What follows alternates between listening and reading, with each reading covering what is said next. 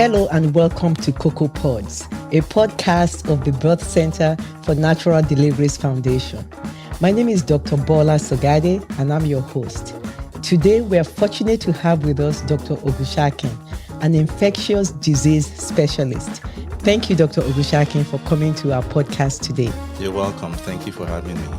So we know that during pregnancy, hemorrhage and cardiovascular conditions are the leading causes of death. At delivery and shortly after, infection is the leading cause of death, affecting 13% of all maternal mortality. In the postpartum period, often during the time when new parents are out of the hospital and beyond the traditional 6 to 8 week period, cardiomyopathy, that is weakened heart muscle, and mental health conditions, including substance abuse and suicide, are identified as the leading causes of death. So, Dr. Ogunsakin, we're in a pandemic, first of all. And can you speak to COVID and how COVID can affect pregnancy and the pregnant mother? Thank you. COVID-19 is a disease caused by the SARS coronavirus 2.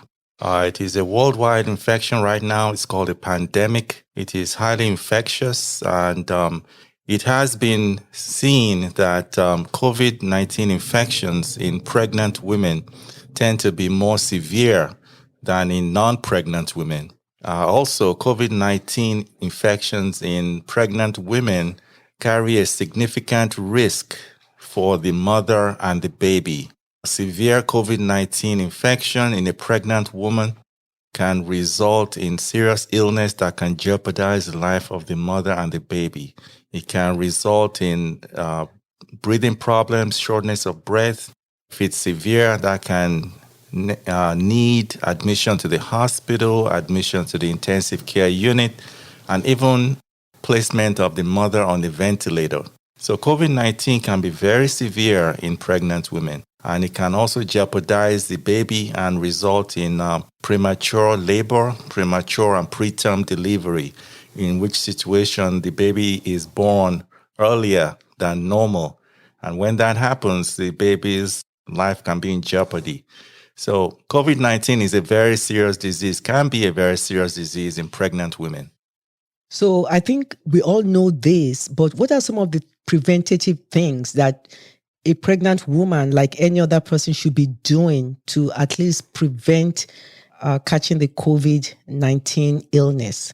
Yes, CDC guidelines, WHO guidelines specify that everyone should wear a mask when you're outside your home, when you're around people. Wear a mask all the time, and make sure that you stay 6 feet away from people. That distance, that social distance is very critical, because when people are talking or laughing, they expel small droplets out of their nose and mouth that contain the virus. If they're infected, it contains the virus. And if you're within 6 feet of an infected person, those small droplets can end up entering your nose and you can get infected. So that distance of 6 feet, that social distancing, is very critical in preventing COVID-19 infection, in addition to people wearing their mask. And also, people must wash their hands thoroughly, because if you touch a surface that some particles have settled on containing COVID-19 viral particles, you can touch your mouth or your nose or your eyes and get infected. So those are the major things: wearing a mask, washing your hands, and staying 6 feet away, social distancing. Those critical pieces are very important for preventing COVID-19. Thank you. Now, I want to move into the vaccine. Vaccines are now available, and they are called mRNA vaccines. And could pregnant women or women breastfeeding take these vaccines? Could you speak to this, please? Okay. There are several vaccines that have been approved. There are some that are still in development. mRNA vaccines, so-called messenger RNA vaccines, were developed using genetic technology. There are actually 2 mRNA vaccines that are available right now: the Moderna vaccine and the Pfizer-BioNTech vaccine. They are both mRNA vaccines. This vaccine was developed using technology that had been in development for many years. And the technology happened to be complete right in time to use in making the COVID-19 vaccine. When the vaccines were being developed in clinical trials, pregnant women were not included in the clinical trials. Pregnant women were excluded from the clinical trials. So we don't actually know for sure about using this vaccine in pregnant women, but the technology is felt to be safe. The CDC, the WHO, and even the American College of Gynecologists, obstetrics and gynecologists have said that pregnant women can get mRNA vaccines, that those vaccines are safe for use. There is a new trial, clinical trial, which has been started by Pfizer recently, specifically for pregnant women. So 4,000 pregnant women are going to be in this trial. Half of them will get the vaccine and half of them will get a placebo. And we'll see exactly how they do. That trial is ongoing right now, so we don't have the result. But it is advised that women who are at high risk for getting COVID-19 infection or who are at high risk for getting severe COVID-19 infection, they should be given the vaccines, the mRNA vaccines. CDC advises that. CDC advises that women who are pregnant should talk to their healthcare providers to get more information and to get reassured. But these vaccines are felt to be safe in pregnant women, and those who are at high risk should get the vaccine. Thank you. So I have two questions. Are there any ethical concerns to giving some women a placebo when we know that the vaccines might have a benefit of protection? And number two, who are the women that are at high risk for severe COVID infections? Okay, thank you. It's a very difficult area for healthcare providers because here you have a disease that can be very severe and threaten the life of a mother and child. But then you have a vaccine that is newly made and was not tried in pregnant women. So even though we think it may be safe, we don't have the evidence, we don't have the research data that shows that it's safe.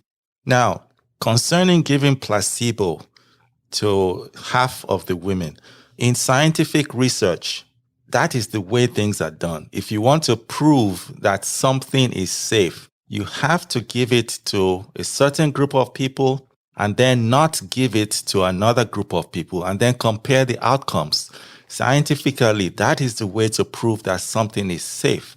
So even though we understand that by not giving it to half of them, we may be subjecting them to the risk of getting COVID, there is no other option to prove that the vaccine is safe than to give half of the people vaccine and give half of the people placebo. That is the way scientific trials are conducted. And now, which class of women or who are the people at risk for a more severe COVID infection? Okay. We do know that people who have certain comorbidities, certain health problems are at higher risk for severe COVID. So women who do have these comorbid conditions, including things like diabetes, high blood pressure, chronic lung disease, chronic heart disease, obesity, pregnant women who also have those comorbidities are at higher risk for getting COVID and for getting severe COVID infection. Dr. Ogunsakin, we're going to make a detour here. We want you to talk about your training. How did you become an infectious disease specialist and what encouraged your passion for this line of medicine? I went to medical school in Nigeria. When I was in medical school, University of Ife Medical School, I did a microbiology course that was very, very interesting and fascinating to me. I learned about bacteria and viruses. And the professor made that course so exciting that was the first time I got interested in microorganisms like bacteria and viruses. And then when I was doing my training in New York, Long Island, New York, I did my residency and fellowship in Long Island, New York. And my program director actually was an infectious disease specialist. And she made it so fascinating that, I just had no choice but to transition into infectious disease. It's one of those specialties that you have a chance to address infections from all over the world, because the world is now a very small place. And any infection in any part of the world is just one plane flight from getting to where you are. Like, for instance, in America, any infection, no matter how far away in the world, whether it's in Far East Asia, whether it's in South America or in Africa, it takes just one plane flight to get that infection to America. So we, as infectious disease specialists, we deal with people from all over the world, infections from all over the world, and it's just very fascinating to me. Wow. So for the aspiring medical students, so we go to medical school and then do a residency in internal medicine, and then a fellowship in infectious disease. How many years of training are we looking at? It's interesting. Students are always focused on the number of years. But as I always tell students, the time flies very quickly. After medical school, residency is 3 years, and an infectious disease fellowship is at least 2 years. It could be 3 years if you do research. But time flies very quickly. Thank you so much for that. Now, I want to focus on what are the infections that can actually kill a pregnant woman in and around pregnancy, both talking from our rural city of Forsyth, Georgia, and looking at my home continent of Africa. What are these infections that can actually cause severe illness that we call severe morbidity and or mortality, that is death, in a pregnant woman around and after pregnancy? There are several of them, and it's probably easier if we divided them into bacteria and viruses. Bacterial infections in pregnancy, in pregnant women that can affect the mother and the baby very severely include things like group B streptococcus. Group B streptococcus is one of those diseases that can be fatal to a newborn. Some women carry that bacteria in their birth canals. Group B streptococcus can be present in the birth canal of a pregnant woman. That is why pregnant women are routinely screened for group B, the presence of group B streptococcus in their birth canals during the prenatal care. That is done routinely for all pregnant women. We need to make sure that they do not have group B streptococcus in their birth canals, because as the baby is being born, coming through the birth canal, if the baby gets exposed to group B streptococcus, that can cause a very severe infection in that newborn that can result in death. So group B streptococcus is either at the top of the list or close to the top of the list. Group A streptococcus is also present, as it can cause severe illness in a pregnant woman and result in death. So those two are very, very important. And before you go on, I just want to speak a little bit to group A streptococcus, because that's one illness that can rapidly affect a woman. And it's said to still be like a rare infection, but it can severely affect a pregnant woman in pregnancy. Invasive group A streptococcus infection is uncommon but well-recognized serious infectious condition in pregnancy and the postpartum.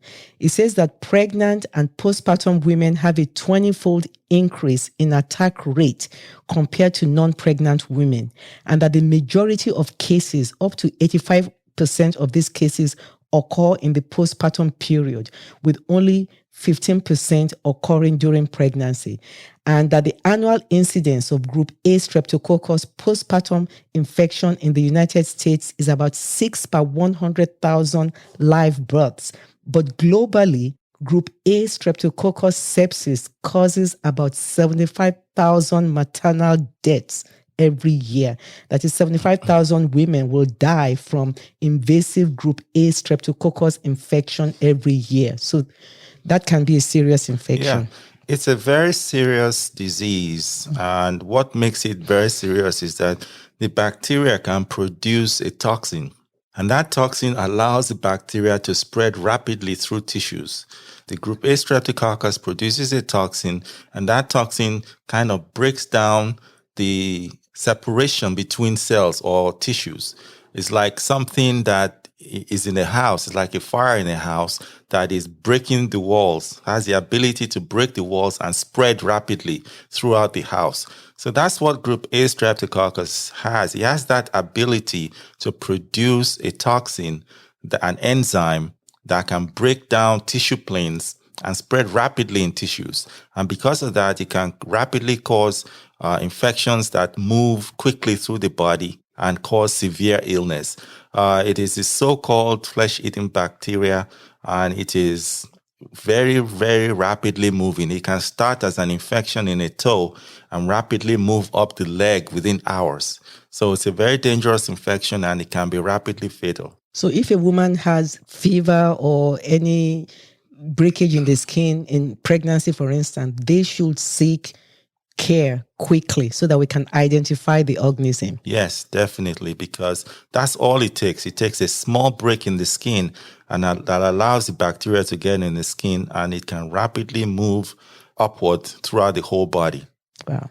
So we talked about two bacterial infections, group B streptococcus, group A streptococcus. Are there any other bacteria infections, or do you want to talk about the viruses that can cause infections and illnesses in pregnancy?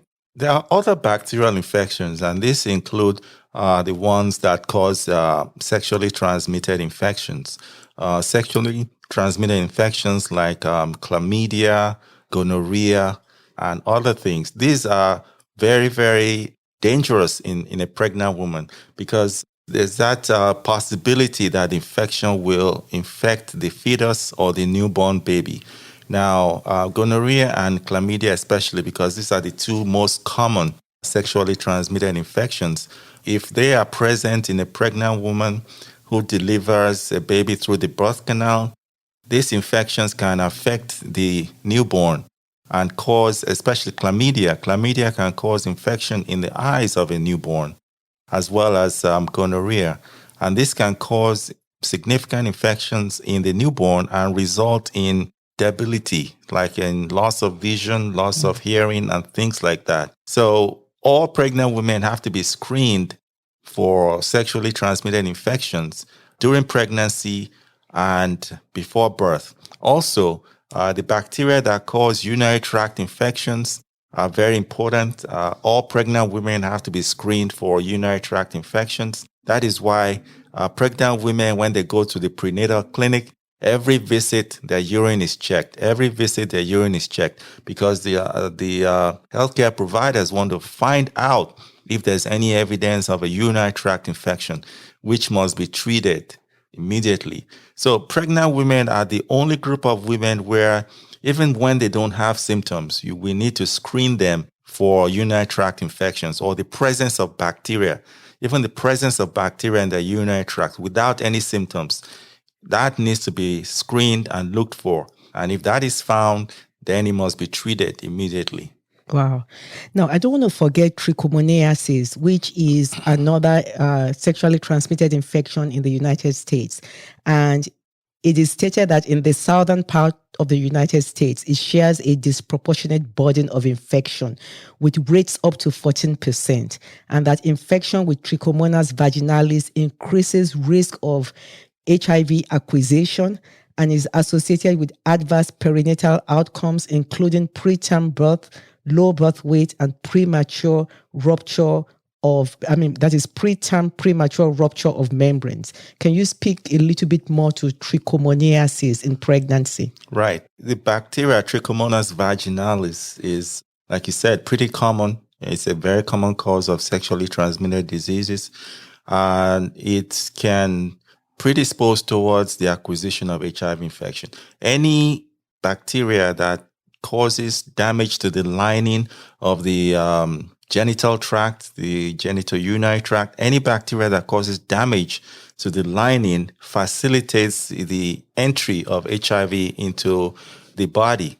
So things like trichomonas, things like chlamydia, anything that would cause a genital ulcer will facilitate the entry of HIV into the body.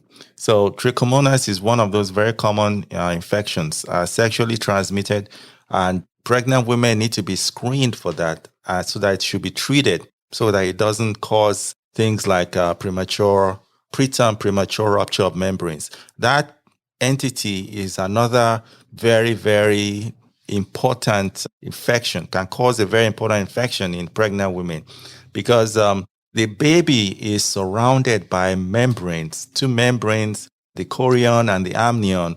And these two membranes protect the baby by keeping out bacteria. So the baby is floating in a sac of fluid, amniotic fluid, surrounded by these two membranes. So in a situation where infection gets close to these membranes, the infection can enter these membranes. And once these membranes are infected, then the infection can spread into the amniotic fluid and infect the baby.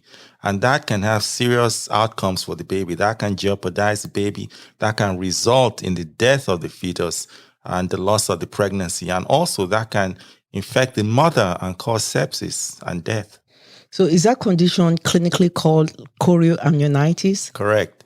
Those two membranes, the chorion and the amnion, when they get infected, the clinical term is chorioamnionitis. And what are some of the symptoms so that, a pregnant woman will know to seek help? For instance, if your, membranes rupture prematurely, you want to seek help because the longer the time of rupture, the more the chances that external bacteria can get inside because there's a connection with the outside now. Right.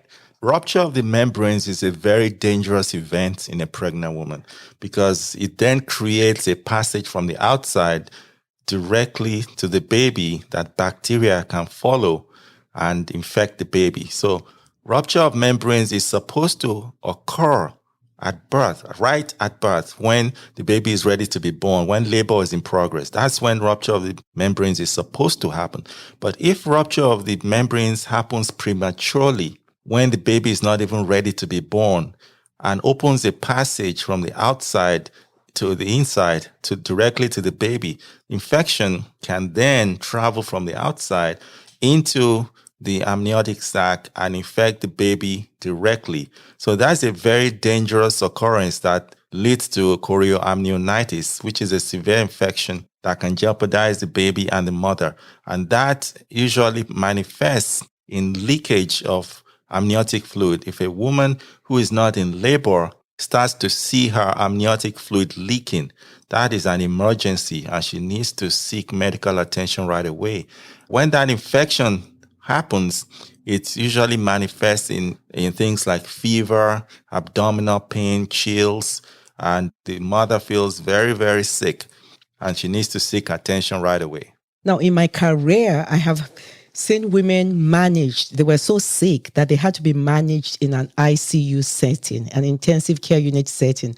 And I believe that's because the chorioamnionitis had become a systemic response in the form of sepsis. So can you tell us like the worst case presentation of a chorioamnionitis that has progressed to sepsis and what we do to save the woman's life so that she does not become another statistic in this maternal mortality events that we're looking at? Right. Chorioamnionitis can be a severe infection. It can lead to sepsis, like you said. Once the infection comes from the outside and gets into the amniotic sac and infects the baby, it can then spread systemically into the blood and go all over the body of the pregnant woman. And that becomes sepsis. And when that happens, there's a very high risk of what we call septic shock. And septic shock means that the infection is spread all over the body and the body has activated some defense mechanisms, which ultimately results in a severe drop in the blood pressure. And when that blood pressure drops, the person is in shock. And that person needs to be admitted and treated in the hospital and intensive care unit. The treatment probably will involve things like giving supportive fluids, giving medicines to support the blood pressure, as well as very strong intravenous antibiotics. And in some situations, because of the the widespread infection in the body, it leads to dysfunction, organ dysfunction, what we call multi-organ dysfunction. Several organs are failing at the same time.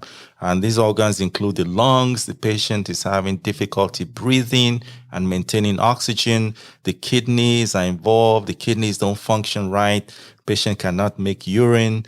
The brain is involved. The patient becomes lethargic. The lungs are involved. So that is multi-organ dysfunction. And that happens in a situation where there's septic shock, which can result from chorioamnionitis. This is a very dangerous situation that, if it's not properly managed, can result in the death of the mother as well as the fetus.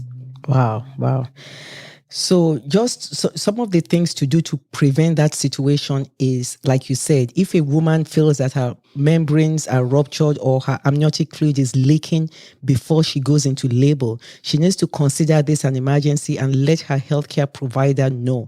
Because with early antibiotics, we can actually prevent sepsis and an ICU admission. Is that correct? That's very true. Yeah. Rupture of the membranes, premature rupture of the membranes, if identified early and managed aggressively, we can prevent infection, we can prevent chorioamnionitis, we can prevent sepsis and septic shock, and we can save the life of the mother and child.